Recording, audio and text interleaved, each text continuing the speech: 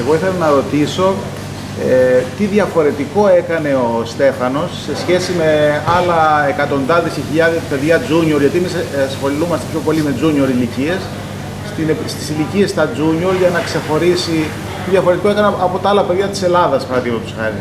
Ναι. Τώρα εκεί είναι μια καλή ερώτηση. Ξέρω, σκεφτόμουν τις φοράδες που μιλούσαμε κάποιον από την έχει εμπειρία αν υπάρχει σχολή τένις. Προσπαθούσαμε να καταλάβουμε αν υπάρχει κάποια σχολή τένις, δηλαδή λένε κάποια ισπανική σχολή. We don't know if there is any school of tennis. So can you tell us what the Spanish school does? So Footwork a lot. Alright, so everybody can be Nadal. Not everybody, but they focus on Specific things. Yes, play more. So if there's a school of tennis, then we can take like some normal, some characteristics, and we can use it for every junior player or for every player, and we can develop him, and we can make thousands and millions good players. I still believe there is no school of tennis. I don't know why it's happened is because many other, for example, there is a school in karate or there is a school in many other things, a school in music probably, but in tennis there is no yet. Probably one day it will happen. But to answer my question, Nikos, is that I believe that you need to listen to the player. You know, each player has its own identity, it's very important not to interfere so much on the brain of the player. We coaches will have always a tendency that we'll go in the court and we tell him now you play cross, now you play down the line, now you do this, now you do that. Okay, it's very good. He has to learn the patterns, he has to learn like the laws of tennis maybe, the laws of tennis court, the laws of tennis, but also the player will have to know how much degree of freedom we have to leave for the player. It's very important. I think the different things Stefanos did, whenever I was going to academies, because I've been in many academies in the world, I've been in IMG, Muratoglu, now we're still in Muratoglu, I never let anybody drive Stefanos the way he wants. I always let Stefanos to express himself. And if I see something was very, very special, I just gave him always like, I give him the courage to do it more and more, this special thing he has. And maybe that was a different thing he did from other kids. Of course, it's happened that sometimes it worked with him, he made some good results, and he was happy that what he's doing, the way he's playing it, to make good results, and it helps. But when it comes as good results, you have to να δώσεις προσοχή και να ναι, πάνω σε αυτό το special που κάνει. Είναι πολύ σημαντικό. Γιατί αυτή είναι η ταυτότητα του παίκτη, γιατί αυτό που κάνει ο Στέφανος παίζει με έναν τρόπο, κάνει μια μπάλα διαγώνια. Θα πει στο παιδί σου, εσύ κάνει και εσύ αυτή την μπάλα τη διαγώνια. Ο τρόπος όμως η ταυτότητα της μπάλας του Στέφανος είναι εντελώς διαφορετική από τον άλλο παίκτη. Μπορεί η ταυτότητα της μπάλας του άλλου παίκτη να είναι πιο σωστό να παίξει down the line. Δηλαδή πάντα λέμε ότι ξέρω εγώ, ας πω ένα παράδειγμα. Όταν συμβιάζει ο άλλος εκτός γηπέδου, παίξει στη μέση ή παίξει cross-court για άμυνα. Ψηλά, έτσι λέμε. Και γιατί να μην παίξει down the line. Εάν ο αντίπαλος, εάν εσύ είσαι cross-court και έχεις ένα πολύ καλό down the line και ο αντίπαλος είναι στη διαγώνια, αν του παίξει ψηλά την μπάλα και ξέρει να παίζει την ψηλή μπάλα, σε έχει σκοτώσει. Αν όμως τον κάνεις να κινηθεί από τη διαγώνιο και να πάει να βρει την ευθεία, μπορείς να παίξεις μισό μέτρο, ένα μέτρο από τις γραμμές και τον κάνεις να παίξει μια πολύ δύσκολη μπάλα, μια βαριά μπάλα με τόξο στην ευθεία, ο άλλος θα τρέξει και θα χτυπήσει μια μπάλα τρέχοντας. Οπότε μπορεί να λειτουργήσει θετικά για εσένα. Όπως κάνουμε ναι. Δεν υπάρχει κάνω άμυνα μόνο στην ευθεία και μόνο διαγώνια. Θα χρειαστεί σε κάποιες περιπτώσεις, ξέρω εγώ, η άμυνα μπορεί να είναι παθητική, να παίξει εγώ την μπάλα για να καλύψει ξανά το γήπεδο, αλλά μπορεί η άμυνα να είναι και counter attack. Μπορεί ξέρω εγώ να πρέπει, ας πούμε, το φαίνεται δεν πάει να παίξει άμυνα στη μέση του γήπεδου. Είσαι σίγουρο ότι θα χάσει το πόλεμο. Άρα εσύ στις άμυνες πρέπει να σκέφτεσαι επιθετικά. Όσο πιο επιθετικά γίνεται. Αυτό είναι πολύ σημαντικό να το καταλάβουμε, ότι δεν υπάρχει Και αν δεις ο Φέντερερ, ο τρόπος που παίζει, που είναι, ας πούμε, έχει εξελίξει την τακτική του σε πολύ ψηλά επίπεδα, και ο Ναντάλ, βλέπεις ότι κάνουν πράγματα που δεν είναι μόνο τα βασικά, κάνουν και κάποια άλλα πράγματα. Τα οποία πολλές φορές μπορεί να ξαφνιάζουν τον αντίπαλο, μπορεί να κερδίσουν κάποιες μάχες ψυχολογικές και όλα αυτά να έχουν τεράστιο impact στην εξέλιξη του αγώνα. Άρα η προσωπική ταυτότητα του καθενός, κάθε παιδί πρέπει να εξελίσσουν. Θα ήθελα να ρωτήσω το εξής. Εάν οι σχέσεις σας με τον Στέφανο και όταν ήταν πιο παιδί, τα παιδιά είναι λίγο πιο δύσκολα, πέρασε κάποιες δύσκολες στιγμές στην πάροδο του χρόνου. Πολλές δύσκολες στιγμές. Αλλά νομίζω ότι οι δυσκολίες είναι μέρος της δουλειάς του να φτιάξει ένα ταινίστα. Νομίζω ότι όταν είσαι κοντά του, τις ξεπερνάς. Απλά δεν πρέπει να μένεις στις δύσκολες στιγμές. Πρέπει να τις εκτιμάς, να τις αντιμετωπίζεις και να φεύγεις από εκεί. Δεν χρειάζεται να μένεις εκεί και να ξέρεις. Νομίζω ότι οι δυσκολίες, όπως είπα πριν, είναι μέρος της δουλειάς. Απλά πρέπει να επικεντρώνεις πιο πολύ τις χαρές σου παρά στις δυσκολίες. Το ερώτημα περισσότερο ήταν εάν σας έβλεπε σαν προπονητή ή σαν πατέρα και αν μπορούσε να τα διαχωρίσει αυτά. Νομίζω με έβλεπε και σαν προπονητή και σαν πατέρα, γιατί αυτό είμαι. Αυτό ήμουν τότε, αυτό είμαι και τώρα. Αν κάποια στιγμή μου πει ότι δεν είσαι ο προπονητής μου, είναι ok για μένα, είναι εντάξει, αλλά δεν μπορεί να μου πει δεν είσαι ο πατέρας μου. Γιατί έκανα και DNA. Εγώ θα ήθελα ο παίχτης να ακούει και να μην μιλάει. Δηλαδή, αν ένας παίκτης μπορεί και ακούει και παίρνει πληροφορίες και κατανοεί τι πρέπει να δουλέψει μες στο γήπεδο, νομίζω ότι είναι το ιδανικότερο. Αλλά δεν γίνεται να κάνεις υψηλού επίπεδου παίκτη αν δεν έχει όλα τα προσόντα. Δηλαδή, αν δεν έχει τα σωματικά προσόντα, αν δεν έχει το μυαλό, αν δεν έχει τη ψυχική δύναμη και τη φυσική κατάσταση, δεν μπορείς να κάνεις υψηλού επίπεδου παίκτη. Είναι πολύ δύσκολο. Αλλά νομίζω ότι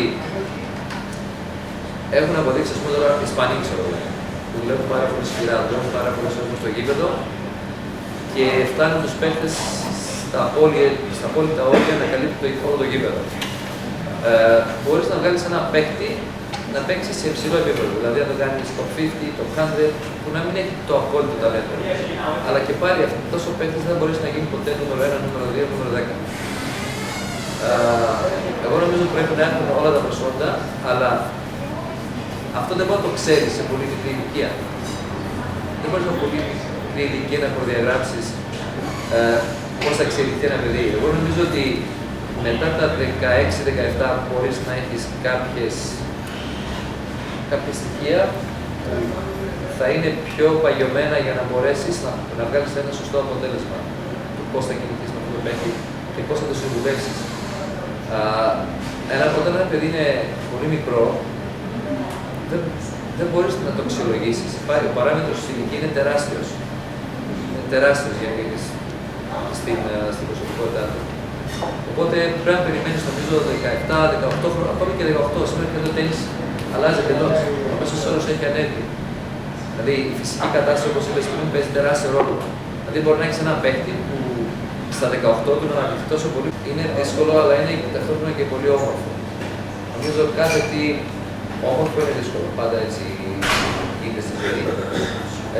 Έτσι το βλέπω και εγώ, έτσι το βλέπει νομίζω και ο Στέφανος. Γιατί τη ζωή πρέπει να τη ζήσουμε στο μέγιστο. Όπως είπα και πριν, οι δυσκολίες είναι για να τις ξεπερνάμε. Αν δεν έχεις δυσκολίες στη ζωή σου για να τις ξεπεράσεις, νομίζω ότι η ζωή γίνεται πολύ βαρετή ή δεν γίνεται ενδιαφέρον.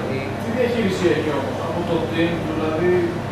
Κοίταξε, τη διαχείριση την είχα εγώ 100% μέχρι τα 17 χρονών. Μέχρι που έφτασε στους CD βαθμίδες στα Ιουνίου, στους εφήβους. Μετά πρέπει να βρούμε ομάδα οπωσδήποτε. Εγώ δεν μπορούσα να είμαι και ο γυμναστής του και ο προπονητής του και ήμουν και φύσιο. Έκανα μαξάζ, έχω κάνει και φύσιο. Κάποια στιγμή ήταν πολύ κουραστικό και βρέθηκε ο γυμναστής του, ο Φρέντερικ Λεφεύρ. Μετά βρέθηκε ο φυσιοθεραπευτής ο Τζερόμ Γιάννη, που ήταν με τον Βαβρίγκα, με τη Σαράποβα, πολλούς πρωτομαθητές.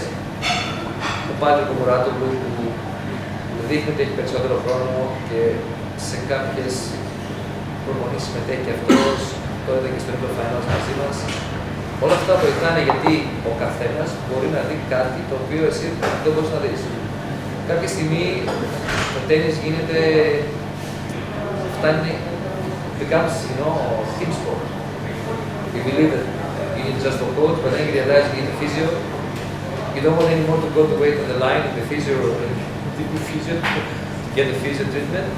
Then you want to say, you know what, I play a match, tough match, I want to go back to the hotel, I want my physio in my room. I want to talk to him, I need to talk to him about the problems. Because if you share your problems with other physios, then they start sharing with everybody too. So very important, you need to have your own stringer. Stefanos has his own stringer. So, because he's trusting him, he tests a lot of stringers, so he ended up with a Croatian guy. He's really good. So he tests all his rackets, the weight, the tension, and everything. He can also advise you. He can tell you today humidity maybe we a little bit lower the tension, and then we test a couple of rackets to see how it works. We need a team, but of course there's difficulties. But don't be afraid of difficulties, guys. Come on. You're born for difficulties. Όταν είπατε ότι συμμετέχατε στα τουρνουά παλιά. Εγώ. Ναι, πολύ παλιά στη Βάρη. Έχασα και έδειξα. Απαντήσεις. Ωραία ερώτηση. Και καθώς θυμάμαι από μικρό, τον είχατε για τη γυναίκα σας και το είχα παίξει και βλέπαμε αυτή τη φροντίδα που λέτε. Έτσι από περιέργεια με τον Ναδάλ στο χώμα, ποια ήταν το κυρίως tip που κέρδισε ο Στέφανος? Ο Ναδάλ είναι, ξέρουμε, mental, τι είχε αυτή, είναι πιο πολύ, δεν ξέρω, έχει κάποιο, όχι κάποια... Τον είδα τον αγώνα το συγκεκριμένο. Πώς? Τον αγώνα τον είχατε δει. Ναι. Νομίζω ότι ο Στέφανος σε αυτόν τον αγώνα ήταν η πρώτη φορά που δεν βιάστηκε να τελειώσει μπάλες, γιατί όταν παίζει με Ναδάλ λες ότι δεν θα παίξω μαζί του ράλι και θα πρέπει να βρω αμέσως πάρα να πιέσω. Εγώ του είπα ότι πρέπει να κάνει ράλι μαζί του, αλλά βοηθούσε και το υψόμετρο γιατί η μπάλα πήγα υψηλά. Οπότε δεν μπορούσε να επιτεθεί στις μπάλες, να βρει τη γωνία που ήθελε. Νομίζω ότι έπαιζε το ράλι. Όταν με τον Ναδάλ νιώσει ότι παίζει το ράλι και δεν φοβάται να παίξει το ράλι, κερδίζεις μια ψυχολογική μάχη πολύ σημαντική να το κερδίσεις. Αλλά πρέπει να έχεις αυτή την μπάλα που θα σε βοηθήσει να το κάνεις. Νομίζω αυτό ήταν το κλειδί για να το κερδίσεις. What was the last technical change that you made that his technique that lifted Νομίζω, I think the return of serve. It's much more compact on the return. Yes, I think he started telling like blocking more the ball. He learned how to block the ball a little bit more like more precise on that, because that was his problem before. Because he's a guy who likes big swings, and he's a big guy. He's 196. He likes big swings. He likes to crack the ball, but at some level he has also to learn to block the ball. So when you play indoors, you play fast, low bounces. You don't have the time. You need to block the ball. So I think that change became more solid on the return, and then I think that was crucial to win this in the finals and to go so well in the China too. That's my idea. I want to ask a technical thing that I see. On the landing on his serve, he gets a little bit to the left. Is it he lands and then moves to the left? Is it something that you do on purpose? Or his toss is on the left because now we're changing also this as part of our, not because it's something weird, because he served pretty well, but avoiding injuries in the future, probably have to change it. But this is his body function. You know, since a child he was doing a lot of kick serves. He started playing tennis on play with my father, so a lot of play, kick, and then you want to develop more like flat serves, So he has to find the ball more in front, more high, and transfer the weight through the ball. It was not easy for him, for some reason. But he did it. What I'm telling sometimes, he adjusts so well that when he toss left, he can do flat serve. Toss left, he can do slide serve. This is amazing because nobody can know where he serves. And many times, even Federer told him, how can you do that? So what I'm telling you that if one child has something specific, take care not to tell him that this is wrong. Don't tell him it's wrong. I think it's very nice the way you do it. If you can do it and you can win matches, it's fantastic. Don't change it, but maybe you also sometimes introduce him like, let's see if you transfer the weight more, maybe you can add like 10 more kilometers, like a little bit more speed. So he's he's very flexible on his body and he can do it. Sometimes, you know, I was surprised, he was tossing the ball, I was thinking he's gonna serve kick and he was serving flat T. And then I was asking him, then, how can you do that? He says, it's very easy, I can teach you if you want. So you see, and the guy who wins like big tournaments, and I know it's tough for the coaches to. I know some people in the YouTube, they say don't serve like Tsitsipas. I've seen one video, it was funny, it was really funny. Θέλω να σας ρωτήσω για το πνευματικό κομμάτι. Επειδή να παίξει αυτό το επίπεδο πρέπει να είσαι συγκεντρωμένος πάρα πολύ ώρα. Πώς μπορεί ένας παίκτης, είναι κάτι έμφυτο που μπορεί να το έχει από μόνος και να μπορεί να είναι συγκεντρωμένος τόσο και να διαχειρίζει τα συναισθήματά του, είναι κάτι που δουλεύετε, πιστεύετε, με κάποια τύψη, με κάποιο τρόπο? Σίγουρα ο βαθμός συγκέντρωσης για μένα μπορεί να είναι και το κλειδί για να κερδίζεις τουρνουά. Γιατί το να κρατήσεις συγκέντρωση από το πρώτο μάτς μέχρι το τελευταίο μάτς και να είσαι focus στο στόχο σου είναι πολύ δύσκολο. Δεν υπάρχει αμφιβολία ότι προπονείται. Και μπορείς να το προπονήσεις με πολλούς τρόπους. Για μένα, βασικός τρόπος είναι οι αναπνοές. Δηλαδή πρέπει να... Breathing exercises are very important before he goes to play matches. Yeah, it's very important because then you focus something which is inside you. You know, it's so important. Also, you can train the focus with playing chess. Do you know chess? Skyki. It's very important because it's a lot of focus and a lot of focus in different kind of parts of the chess. It's so important. Stefanos is playing chess and he's training many times with the chess. And also in the chess you see like what kind of figure he likes to use to win. King, the queen, and you can see the chart of his character, the way he thinks in the tennis court. I think the small kids is going to be fine. It's going to be good if they play chess, and if you can keep them in the room in the beginning, like 5 minutes before he enters the match, breathing, relaxing, not speaking, trying to listen to himself. But in general, you can also see that every child has a different way of focusing. So you have to listen to the child again, what he likes to do before he enters the match. And don't change that. Keep it. And encourage him to do it more and more before his matches. Να σας ρωτήσω όσον αφορά την περιοδικότητα.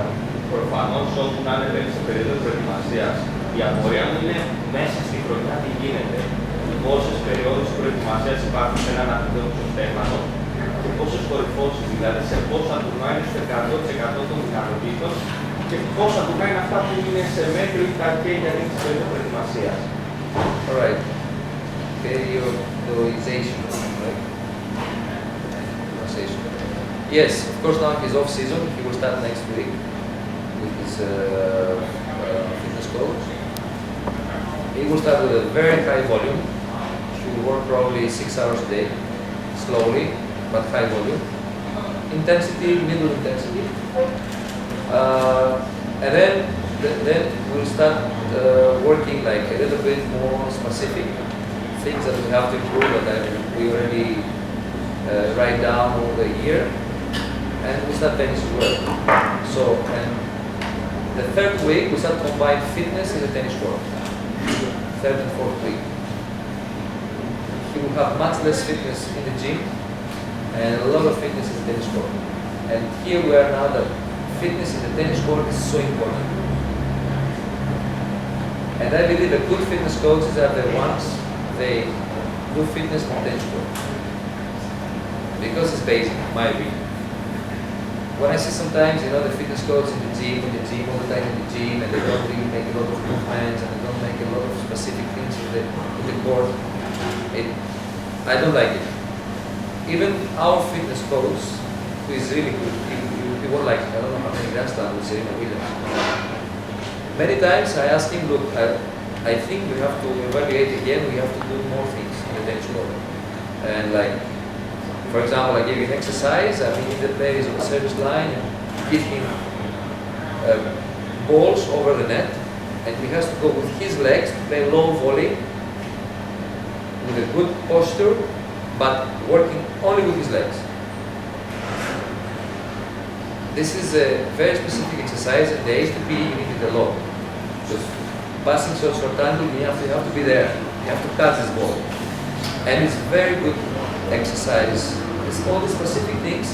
They're going to improve your fitness, and they're going to improve your movement in the tennis court so you can cover all the court. And you have to do it. There's a lot of fitness in the tennis court. Now about the rest of the season. He's making like 3 basic preparations. The off season, the clay season, and the grass season. That's 3 basic preparation. And because it is different demands. You know, clay, you need different footwork, you need to slide a lot.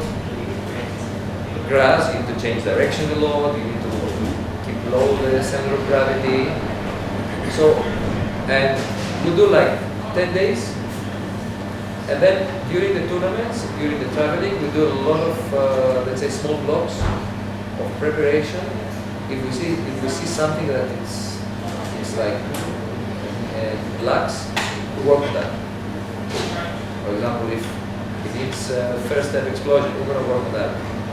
If he needs like core flexibility, we're going to work on that core flexibility. So we just, it's a job, you know, it's a job between fitness coach and tennis coach and sometimes physio.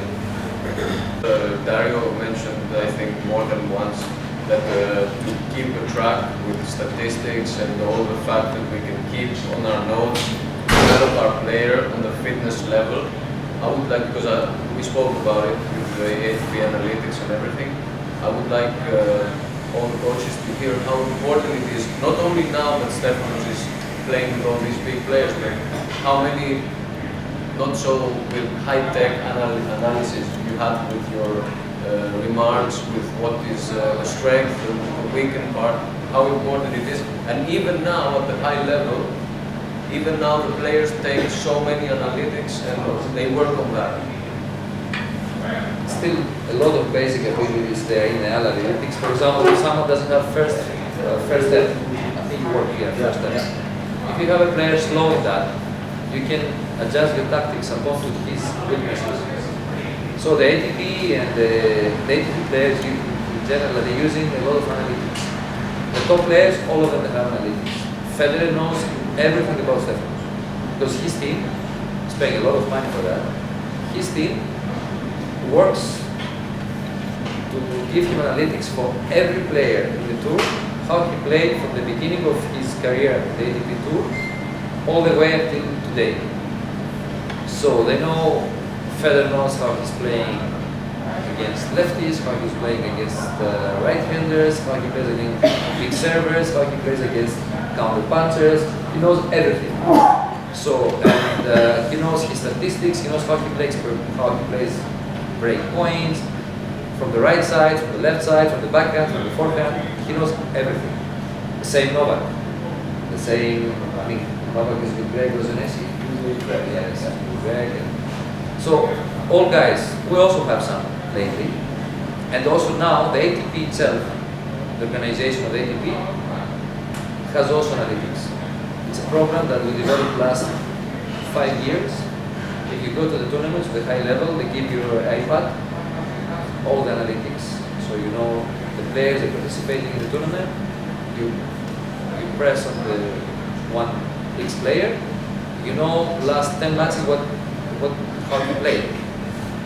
So you use that, but that's another level, you know. I mean, but I believe also you can use the same in the high junior level. But I don't know how the ITF works. I don't know if they have analytics. I think they do have in juniors. In the Grand Slams, I've seen that they have some analytics. It's not exactly video analytics. It's a general statistics, but you can use it. For example, if you see a player who plays first serve 60% and he's winning 100% of the points up behind his first serve, there are two things happen. If either he has a huge serve, either he has a very quality serve, or he has unbelievable good placement of the serve and a good forehand, or good first ball, maybe he has backhand. So you have to know that when you build a tactic with your player, you have to avoid that. You cannot return just in the center. Probably you have to return sometimes to his backhand. You say to your player, you know what, today you don't return to the center, you turn mainly to his backhand, maybe sometimes even short. So then the guy will not take huge forehand. So I think you can do this to the young players as well. I mean, you can start making them thinking this way, not just putting balls on the court. Because it proved that tennis becomes very fast game, you know, physically very fast. So it's very important that to build this kind of fitness that is going to help you to dominate, you know, the first 3-4 balls. The one who dominates the first 3-4 balls, he has 70% chances to win the match. Sorry? To win the point. To win the match. If you start winning the points, there will be 0 and 4 changes. You have 70 to 80% to win the match in some cases. And prove that all the Grand Slams analytics we did that the 70 to 80% of the points they're playing in the Grand Slams is between 0 and 4 balls. So you control nearly 80% of the match if you are the boss of the first return, first ball, serve, first ball. It's very important. This is the way and why we have to do that to the juniors, because then we make them think in the right direction instead of just playing the ball back and forth. Make them think creative. No, because if you start thinking creative from a very young age, when he enters the high level of performance, the high level of the professional level, he will be ready for that. So we have to prepare. That's why I'm saying we have to see the basic skills of the player, and we have to develop them more. If someone likes to play 7 volley, we can do it, but we just need to mix it up. For example, we can play only 7 volley. I don't think today someone can play only 7 volley. But we can use this tactic as a basic tactic to win points. So we mix it up. Sometimes step back, sometimes go front. When we go front, where, which part of the opponent. I don't know if I help you to understand.